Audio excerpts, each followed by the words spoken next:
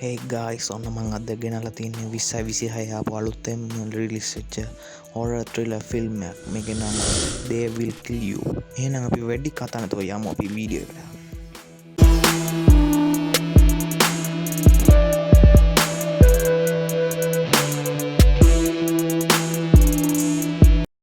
කතාව පටන් ගනිද්දිම අපිට පෙන්වන්නේ සුපර් මාකට් එකකින් බඩු ගන්න අක්කා කෙනෙකුයි නංගි කෙනෙකුයි. ඉතින් මේ ඉන්නේ අපේ කතාවේ ඉන්න මේන්ම කැරක්ටර් එක. මෙයාගේ නම තමයි ඒසියා කියන්නේ. ඇත්තටම මෙයාලා මෙහෙම බඩු ගන්න ඇවිල්ලා තින්නේ කාගේ හරි බය වෙලා. ඒ අතරම අපිට පෙන්නනවා කවුරු හරි කෙනෙක්ට මේ දෙන්න බය වෙලා හැංගිලා ඉන්න විදිය.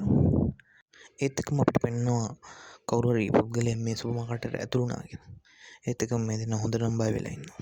ඒ අතරම ඒ පුද්ගලයා හිමින් මේ දෙන්න හොයාගෙන එන්න පටන් ගන්නවා.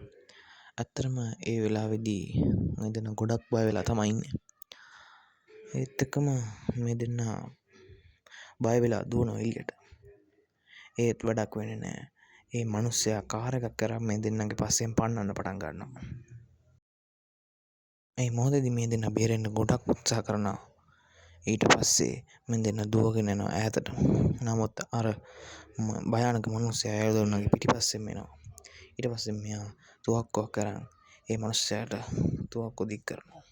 ඊට පස්සේ මෙයා කොහොම හරි හිතලා බලලා අන්තිමේට එයාට තරහක් තිබ්බත් එක්කම එයාට වෙඩි තියලා දානවා. ඒ සිදුවීමත් එක්ක මේ දෙන්න හොඳටම බය වෙලා ඉන්නේ. එයා එතනම මැරෙනවා. ඊට පස්සේ අපිට පෙන්නනවා මෙතන පොලිසියෙන් එනවා මේ සිද්ධිය ගැන විමර්ශනය කරන්න. ඒත් එක්කම මේ පොඩි ළමයාව මේ පොලිසිය කට්ටිය අල්ල ගන්නවා. අර එයා පැනලා දුවනවා. ඒත් එක්කම අපිට පෙන්නනවා ඒක සිදුවීම වෙලා අවසර 10කට පස්සේ වෙනදී.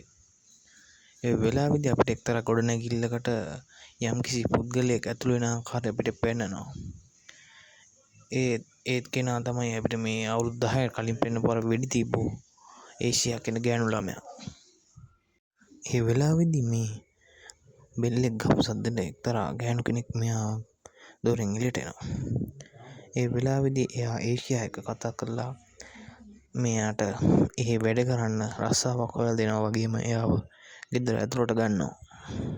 ගේ ඇතුළට ගිය ගමන් ඉතාමත් අద్භූත ආකාරයට මේ ගෙදර ඔක්කොම වැහෙනවා. එතන මෙතන නවීන තාක්ෂණය භාවිතා කරලා තියෙනවා. මේක ගැන මේ ගෙදරට ඇතුළු වෙච්ච ඒෂියා මේ අර කෙනාගෙන් ඇහුවත් එයා කියනවා මේක පරණ තාක්ෂණයක් කියලා. ඒත් එක්කම මේ ගෙදර ඇතුළත් හරිම අද්භූතයි. ඒ වගේම හරිම අමුතුයි. ඊට පස්සේ මෙයාගේ කාමරයට ඇවිල්ලා එයාගේ බඩුව ඔක්කොම අස් කරගන්න පටන් ගන්නවා. ඒත් එක්කම අපිට පෙන්වන එක්තරා කණ්ණාඩියක They Will Kill You කියලා හරිම අද්භූත ආකාරයට ලියවෙන ආකාරය. මේ සිදුවීම එයා නොදැක්කට අපිට පෙන්වනවා. ඊට පස්සේ මෙයාට හරිම අද්භූත ආකාරයකින් තැනකින් එක ශබ්දයක් ඇහෙනවා.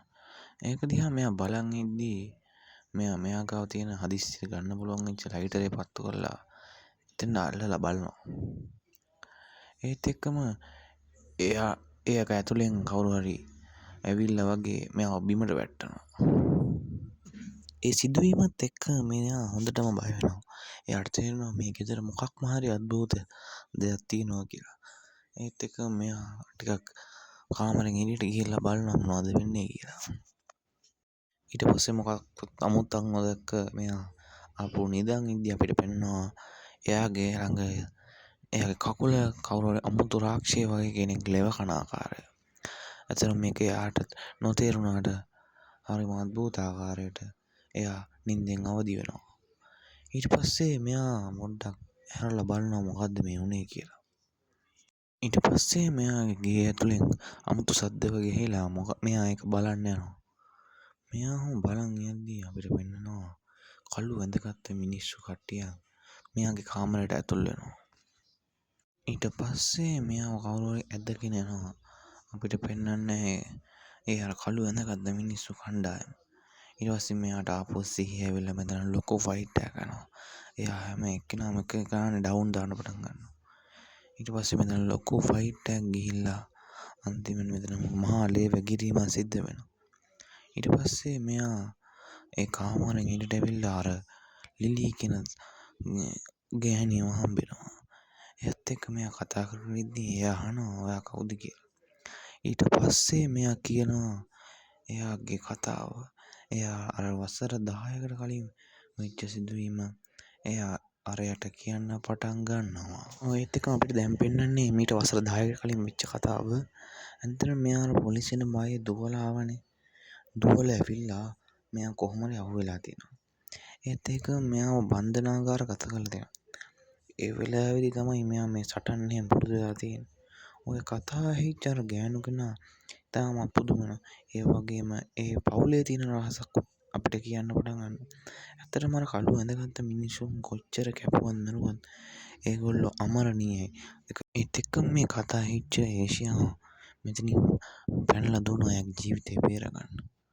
ඔහොම දිගටම දුවලා මෙයා එක කාමරයකට දුවලා හැංගෙනවා. නමුත් මෙයාට පැන ගන්න තැනක් හම්බෙන්නේ නැහැ. එයා අන්තිමේට මේ පල්ලෙහා වහලා තිබ්බ රහස් දොරකින් ඒ බේස්මන්ට් එකට ඇතුල් වෙනවා. නමුත් එහිදීත් අර භයානක කළු ඇඳගත්ත අමරණීය මිනිස්සුන්ගෙන් කෙනෙක් මෙයාගේ පස්සෙන් පන්නනවා. අන්තිමේට මෙයා එයා එක්ක ෆයිට් කරන්න යනවා. ඊට පස්සේ මෙයා ඔහොම ඇවිදගෙන යද්දී අපිට පෙනෙනවා තවත් කෙනෙක් මෙයාගේ පස්සෙන් එනවා. ඊට පස්සේ මෙයා ඔහොම දිගටම ඇවිදගෙන යද්දී අර කළු ඇඳගත්ත මනුස්සයත් එක්ක විශාල ලේ වැගිරීමක් එක්ක මෙතන ලොකු ෆයිට් එකක් යනවා. අන්තිමට මෙයා එයාව චප්ප කරලා විනාශ කරලා දානවා. ඒත් කිසිම වැඩක් වෙන්නේ නැහැ. එයා දිගටම පස්සෙන් එනවා. ඊට පස්සේ මෙයා දිගටම එයාගෙන් බේරෙන්න පස්සෙන් පස්සට යනවා. එයා එන්නේ ඔළුවත් නැතුව.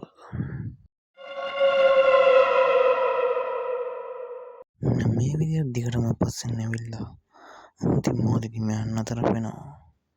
ඊට පස්සේ අපිට පේනවා කවුද කෙනෙක් මේ ඒෂියාව ඇදලා ගන්නවා. ඒ වෙලාවේදී ඒ තමයි අර කලින් පෙන්නපු මේ වැඩ කරන මිනිස්සයා. ඇත්තටම එයා මෙයාට උදව් කරන්නේ අනිත් අය එයාගේ පවුලේ කට්ටිය එයාට වෙනස්කම් කරන හින්දා. ඒ හින්දා මෙයාව මෙතනින් බේරගන්නවා.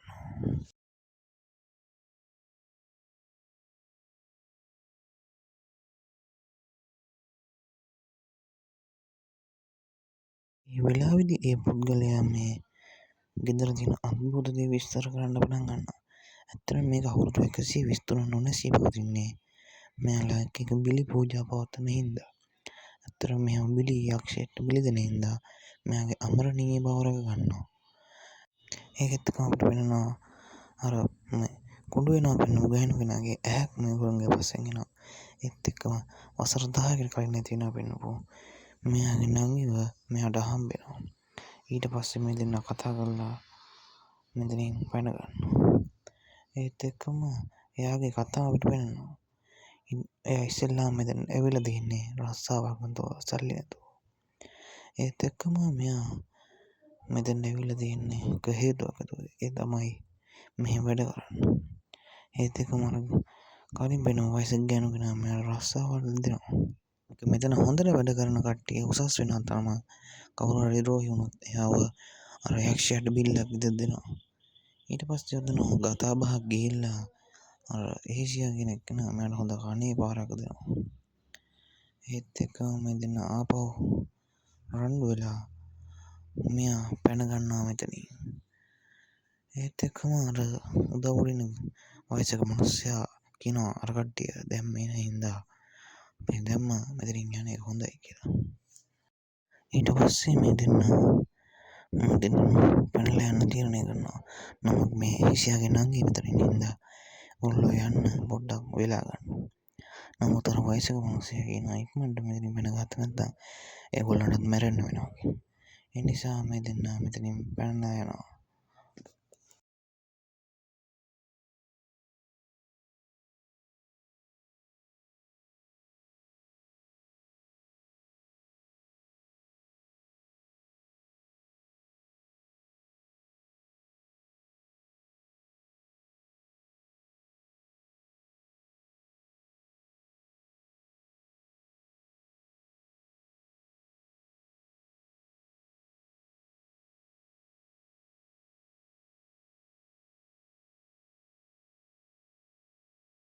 ඊට පස්සේ අපිට පේනවා මේ ඒෂියා පොරොවකුත් තරම් අර කළු පාට ඇඳගත්ත මිනිස්සයන්ව මරන්න පන්නනවා. ඒ වෙලාවේදී මුළු කාමරේම අඳුර වෙලා තියෙනවා. මේ එක එක්කෙනා පිටිපස්සෙන් ඇවිල්ලා මෙයාට පහර දෙන්න පටන් ගන්නවා. නමුත් මෙයාට පේන්නේ නැහැ, මොකද මේ කාමරේ කළුවර හින්දා. හින්දා මෙයාට ගොඩක් තුවාල වෙනවා. ඒ වගේම අර කට්ටිය දිගින් දිගටම මෙයාට පහර දෙන්න පටන් ගන්නවා. ඒ දෙකම ගොඩක් අමාරුවෙන් නැගිටිනවා. මෙයා මේ තුවක්කුවක් ගන්න තීරණය කරනවා. නමුත් මේ පහරවල් එකක්වත් අර කළු ඇඳගත්ත මිනිසුන්ට වදින්නේ නැහැ. එතකොට මෙයා ගොඩක් අමාරුවෙන් බිමට වැටෙනවා. ඒත් එක්කම මෙයා බිම තිබ්බ තුවක්කුවක් හොයා ගන්නවා. ඒ තුවක්කුව අරගෙන කොහොම හරි මෙයා නැගිටින්න උත්සාහ කරනවා. ඊට පස්සේ කොහොම හරි මෙතනින් පැනගෙන මේ කළුවර කාමරයෙන් එයා එළියට එනවා. ඊට පස්සේ මෙයා බොහොම අමාරුවෙන් බඩගගා ඇවිදිනවා. ඊට පස්සේ අපිට මෙයා ගාව තිබෙන පොරවක් හම්බ වෙනවා. ඊට පස්සේ මෙයා මේකට පොඩි අදහසක් ඇවිල්ලා මේ පොරවට ගිනි තියනවා. ගිනි තියලා අර කළුවර කාමරේ ඉන්න අය එනකම් බලන් ඉන්නවා. එයා එන්න දින්දා මේ පොරවට ගින්දර පත්තු කරන්න තීරණය කරනවා. මොකද ගින්නට ඒ කළු පාට ඇඳගත්ත අය බයයි. ඒ වගේම මෙතන කට්ටිය ගොඩක් ඉන්න නිසා මෙයාට තනියම හැප්පෙන එකත් අමාරුයි. ඊට පස්සේ අපිට පෙනෙනවා මෙයා ගොඩක් කේන්තියෙන් තරහෙන් වගේම වෛරයෙන් මේ ඔක්කොම ඉවරයක් කරන්න මේ කාමරයට ඇතුළට ගිහිල්ලා එක එක්කෙනා එක්ක ෆයිට් කරන්න පටන් ගන්නවා. ඇත්තට මෙතන ලොකු ෆයිට් එකක් යනවා වගේම කට්ටිය ගොඩ දෙනෙක්ට තුවාල වෙනවා. ඒත් වැඩක් වෙන්නේ නැහැ. ඒ ඔක්කොම අමරණීය නිසා. පොඩි කෑල්ලක් විතර වුණත් ඒ ඔක්කොම ආපු යන්ත්‍ර තත්ත්වයට එනවා. නමුත් එයා ගේම අතාරින්නේ නැති හින්දා දිගටම ෆයිට් කරන්න තීරණය කරනවා. ෆයිට් කරගෙන යනවා. ඒ වගේම අනිත් අය කට්ටියත් වැඩි වේගන එනවා. නමුත් හරියන්නේ නැහැ. මෙයා දිගටම ෆයිට් කරනවා. තාමත් ප්‍රවේගකාරීව ෆයිට් කරන අතරම ඒගොල්ලන්ට ලේසි වෙන්නේ නැහැ. මෙයා තනියම එක එක්කෙනා බිම දාලා එයාගේ තිබ්බ පොරවෙන් කොටන්න පටන් ගන්නවා. ඔහොම දිගටම මේ ෆයිට් එක යන අතරතුර මෙයා ඉතාමත්ම බිහිසුණු සහ අමානුෂික ආකාරයට මෙයාලව ඝාතනය කරන්න පටන් ගන්නවා. ඒවට මෙයාලගේ කට්ටිය වැඩි. ඒ අතරම පෙනෙනවා වයසක ගෑනු කෙනා මෙයාව හොයන් එනවා. මේ දෙන්නා එයා ඒෂියාගේ නංගි ලිෆ්ට් එකෙන් හිමීට උඩට යමිනවා. කොහොමද ඒ වෙලාවේදී එයාගේ නංගිට සිහිය ඇවිල්ලා තියෙන්නේ. ඒ වෙලාවේදී කිසිම දෙයක් කරගන්න බැරි වෙච්ච ඉන්න ඒෂියා මේ ගොල්ලන්ට අහු වෙනවා. ඒ කියන්නේ මේ කළු පාට ඇඳගත්ත භයානක මිනිසුන්ට අහු වෙනවා. ඊට පස්සේ මෙයාලා එක්තරා භයානක අද්භූත වැඩ කරන ස්ථානයකට ගිහිල්ලා ඒගොල්ලෝ විශ්වාස කරන යක්ෂයාට ආරාධනය කරන්න පටන් ගන්නවා. ඒදී බිලි පූජාවක් වෙනුවෙන් මිනිසුන් අමරණීය භාවයට පත් කරනවා. කියන්නේ දවසක එක බිල්ලක් ලබා දෙනවා. එතකොට තමයි අමරණීය වෙන්නේ. මේ කොක්ක ගාලා ඉන්න ඌරට තමා මේ යක්ෂයා ආරූඪ වෙන්නේ. එයා තමා මෙතන අණ දෙන්නේ. ඉස්සෙල්ලා මෙයාලා බිල් දෙන්නේ මෙහි අර උදව් කරන බෙන වයසක මිනිස්සයා. එයාගේ බිල්ල කඳින් වෙන් කරනවා. ඊට පස්සේ ඒසියාගේ නංගි අර යක්ෂයාට ඕන විදිහට එයාගේ සහෝදරිය මනදු එයාගේ බෙල්ල කපා ගන්නවා. ඒත් එක්කම ඒසියාට හුඟක් තරහා යනවා. ඒ වෙලාවේදී මෙයා මෙතන ලොකු ෆයිට් එකක් ඇති කරනවා. ඒ වෙලාවේදී මෙතන දරුණු සටනක් ඇති වෙන අතර යක්ෂයාද අර කළු ඇඳගත්ත මිනිසුන්ගේ පැත්තට උදව් කරන්න පටන් ගන්නවා. මෙතන ලොකු ෆයිට් එකක් යන අතරම ඉතාමත් ප්‍රවේගකාරීව මෙයා සටන් කරන්න ගන්නවා. දිගටම ෆයිට් කරනවා. එක එක්කෙනා ඩවුන් දාගෙන යන අතරම මෙයාට තිබ්බ තරහත් සහ මෙයාගේ නංගි මැරෙනවත් එක්කම ඒ වේදනාවත් එක්ක මෙයා කලින්ටත් වඩා දරුණු විදිහට මේ පාර සටන් කරන්න පටන් ගන්නවා.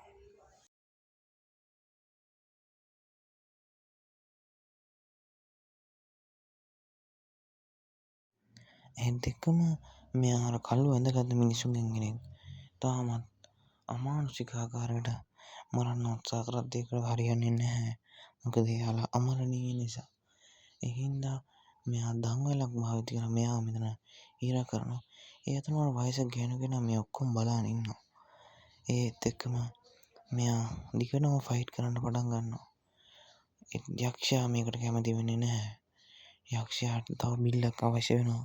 මොකද එතකොට තමයි මෙයාලගේ අමරණීය භවය දිගටම රැඳෙන්නේ.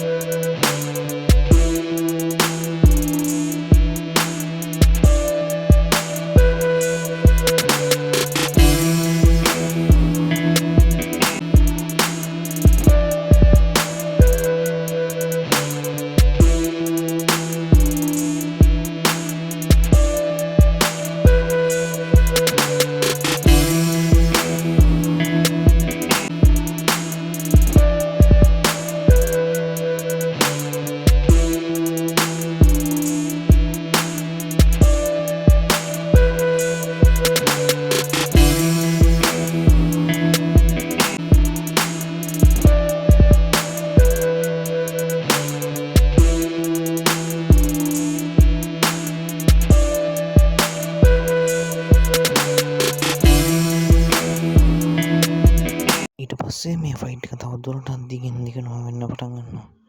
ඒ වගේම ඒෂියා තනියම සටන් කරන්න පටන් ගන්නවා. ඒ වගේම මේ අර කලින් පෙන්වුවා ගෑනු කෙනාගේ හිස කඳින් වෙන් කරන්න මෙයාට පුළුවන් වෙනවා. ඒත් එකම මෙය ඔක්කොම බලාගෙන ඉන්නවා අර වයසක ගෑනු කෙනා. එයා තමයි මෙතන ප්‍රධානියම වගේ වැඩ කරන්නේ. ඒ වගේම එයාගේ පවුලේ අය මෙහෙම හරියට වැඩ කරන දේත් ගැන එයාට ගොඩක් තරහෙන් තමයි ඉන්නේ. ඒත් එක්කම අර ඌරුකොටුවේ ඌරට ආවේශ වෙලා ඉන්න යක්ෂයා කියනවා මගේ විල්ල ඉක්මනට මට දෙනවා කියලා. ඒත් එක්කම හොඳටම තරහ ගිහින් ඉන්න අර වයසක ගෑනු කෙනා අර මිනිස්සයා ගහලා තිබ්බ ඔළුව අරන් අර ඌරගේ බෙල්ලෙන් වෙන් කරනවා.